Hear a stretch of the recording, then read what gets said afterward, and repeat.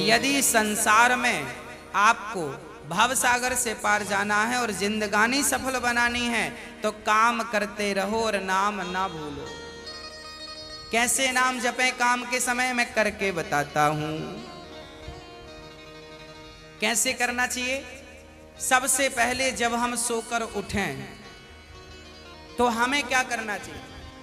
हम पहले तो ये निश्चित करें कि हमें उठना कब है। हमें कब उठना चाहिए? सूर्योदय के पहले। सूर्य उदय के पहले जो लोग उठ जाते हैं, जिस घर के लोग उठते हैं, कहते हैं सूर्य उदय के पहले आपके घर में झाड़ू लग जाए, आपका मेन गेट खुल जाए, खिड़कियां खुल जाएं और सूर्य का पहला प्रकाश यदि आपके घर पे आया तब तो आपके घर में सुख शांति और समृद्धि की कभी कमी हो नहीं सकती। जीवन में दुख वो लोग पाते हैं जिनके 7 बज गए, सूर्य भगवान आ गए, अभी तक दरवाजा नहीं खुले, खिड़कियां नहीं खुली, सो रहे हैं, राक्षस राज अभी सो रहे हैं। 7 बज गए, सूर्य भगवान सिर पे चढ़ रहे हैं, अभी तक आप सो रहे हैं। क्या ये हमारी सभ्यता, हमारा संस्कार है? ना, हमारे संस्कार हैं जब हम छोटे थे ना, ये दास अपनी बात कर रहा है, जब हम 10 वर्ष के थे तब हम मंदिर में पूजा करते थे। हम मंदिर में, हमारे पिताजी मंदिर में पुजारी थे, एक मंदिर की पूजा करते थे। तो हम जब 10 साल के थे तब हम 4 बजे स्नान करके 5 बजे पूजा खत्म करके और 5 से 6 बजे तक में सुंदर कांड का रोज पाठ करते थे, हनुमान चालीसा का रोज पाठ करते थे, रोज पाठ करते थे। 6 बजे, सवेरे 6 बजे मंदिर की पूजा और पाठ करके बाहर आ जाते थे अपने काम के लिए, और 6 बजे बाहर आकर गाय के लिए घास लेने के लिए खेत चले जाते थे। चारा काट करके गाय को खिलाते थे, फिर नाश्ता करते थे, फिर रोटियां, नाश्ते में रोटी और अचार खाते थे। हाँ, कभी गुड़ भी खा लेते थे रोटी के संग। ये दिनचर्या थी। पहला काम हमारा भगवान को धन्यवाद देना होना चाहिए, गौ सेवा होनी चाहिए। ये हमारे संस्कार, हमारा रक्त, हमारे रक्त में है। ये बिना पूजा किए अच्छा ही नहीं लगता। तो क्या करो? सूर्य उदय के पहले, सूर्य भगवान कब उदय हो रहे हैं? लगभग आप 5:30 बजे बिस्तर त्याग दो। बिस्तर त्यागने के पीछे भी कारण कैसा है, कैसे त्यागना है? डायरेक्ट उठ के चलना नहीं है। सबसे पहले जैसे ही आपकी आंख खोले, आंख खोलते ही राम नाम ते ही सुमिरन कीन्हा, हृदय हरस कपि सज्जन चीन्हा, यही सन हठ करी हूं पहचानी, साधु ते हो ही न कारज हानि। हनुमान जी जब लंका में गए और विभीषण की कुटिया पर गए तो विभीषण सवेरे 4 बजे जागे और जागते ही उन्होंने क्या बोला? राम।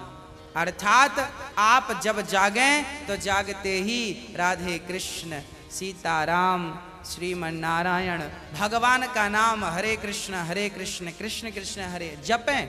भगवान का नाम लेते हुए बिस्तर से उठें, उठकर बैठ जाएं। बिस्तर पर सीधे पड़े थे, उठ के बैठ गए। बैठकर क्या करना है? भगवान का नाम, हे प्रभु आज का दिन आपने दिया उसका धन्यवाद। फिर दोनों हाथ का ऐसे मंथन करना चाहिए और जब हाथ गर्म हो जाए तो फिर हमें हथेली को ऐसे खोलना चाहिए। खोलने के बाद हमें एक मंत्र पढ़ना चाहिए। मंत्र याद ना हो तो आप ऐसा करो, कराग्रे वसते लक्ष्मी, कर मध्य सरस्वती, कर मूले तु गोविंदा, प्रभाते कर दर्शनम। कराग्रे वसते लक्ष्मी, कर के अग्रभाग में लक्ष्मी का वास होता है। यहाँ कराग्रे वसते लक्ष्मी, कर मध्य सरस्वती, यहाँ सरस्वती का वास होता है, और पूरे हाथ में भगवान कृष्ण का, नारायण का वास होता है। कर मूले तो गोविंद। तो दोनों हाथों का मंथन, यहाँ लक्ष्मी का ध्यान सवेरे करेंगे तो आपके घर में लक्ष्मी आएगी, सवेरे से ध्यान होगा। सरस्वती का चिंतन करेंगे तो आपकी वाणी से दिन भर कोई गलत शब्द नहीं निकलेगा, गलत वाक्य नहीं निकलेगा, गलत विचार नहीं निकलेंगे, आपकी वाणी से कोई दुखी नहीं होगा। और गोविंद का ध्यान करेंगे, मेरे नारायण मेरे कृष्ण का ध्यान करेंगे तो आपको सब कुछ मिलेगा। तो पहले दोनों हाथों का मंथन करके दर्शन करें, फिर दोनों हाथों का मंथन करके जब हाथ गर्म हो जाए तो अपने चेहरे पर लगाएं, अपने नेत्रों पे वो हाथ लगाएं। और उसके बाद सबसे पहले उठकर आप अपने बच्चों को ये चीजें समझाएं। सबसे पहले उठकर आप पृथ्वी माता को प्रणाम करें। पृथ्वी माता को, हे पृथ्वी माता आपका धन्यवाद, आपने हमें एक अवसर दिया है।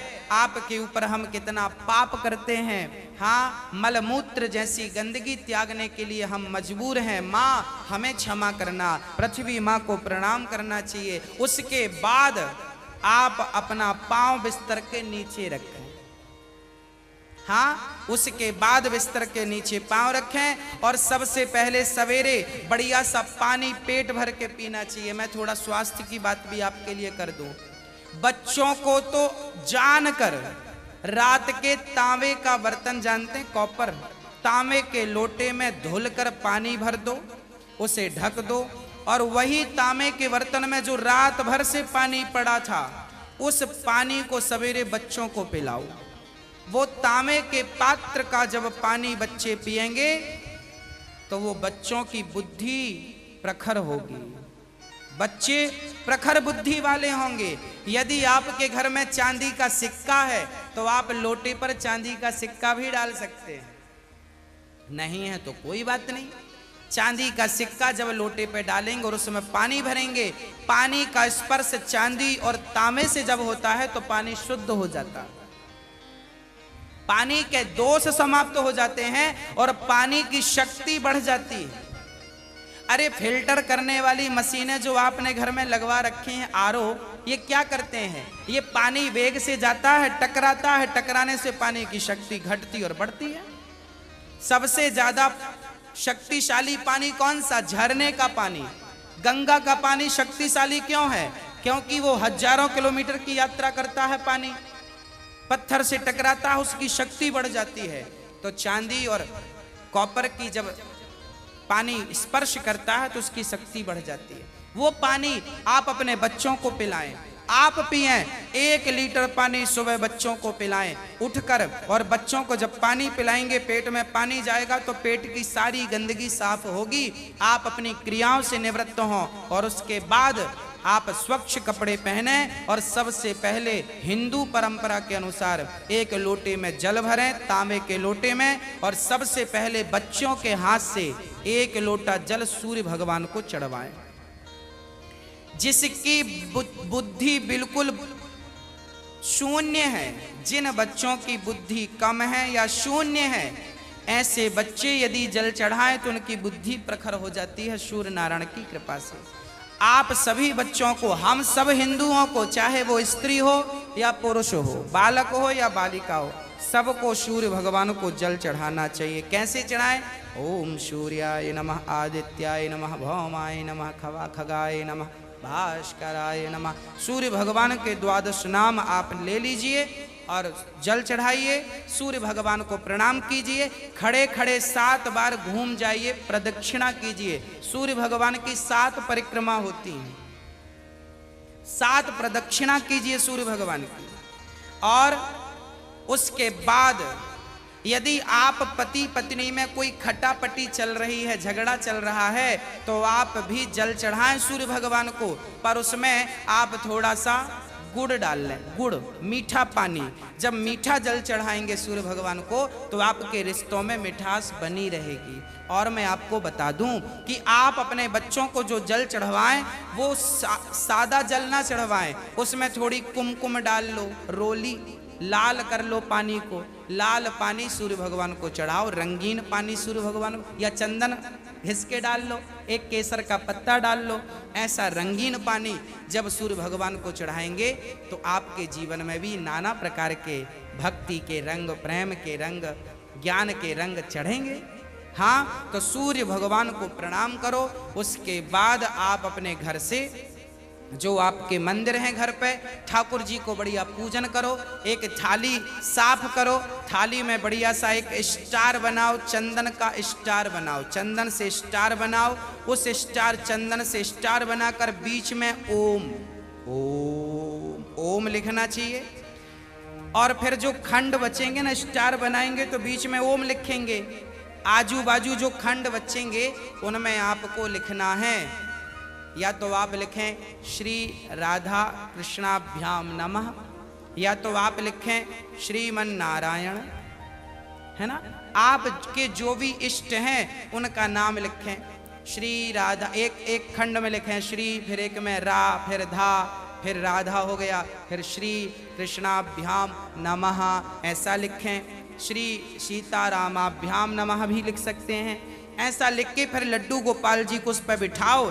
ठाकुर जी आपके घर पे होंगे ना लड्डू गोपाल जी। आपने जब वो स्टार पर ये सब बना लिया तो वो यंत्र बन जाता है। उस यंत्र को जल डालकर पहले प्रणाम कीजिए।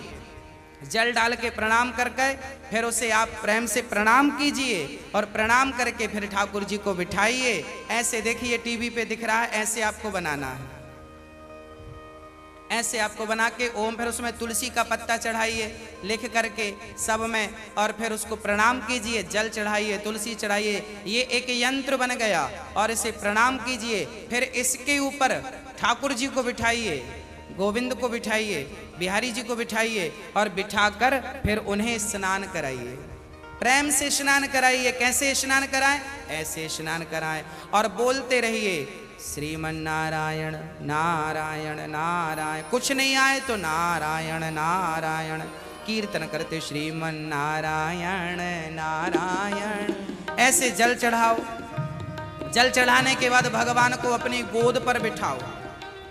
अपनी गोद पर बिठाकर बड़े प्रेम से उन्हें बढ़िया कपड़े से पोंछो, साफ करो। बच्चे को भी आप नहला के पोंछते हैं, बच्चे को बढ़िया पोंछिए, उन्हें साफ करिए। और जब भगवान को आप बढ़िया से साफ करें, उसके बाद उन्हें उनकी आसन पर बिठावें, और आसन पर बिठाने के बाद उनको फिर बढ़िया से वस्त्र पहनावें, और वस्त्र पहनाने के बाद उनका श्रृंगार करें। श्रृंगार करने के बाद जब पूरा श्रृंगार हो जाए तो ठाकुर जी को दर्पण दिखावें, है ना।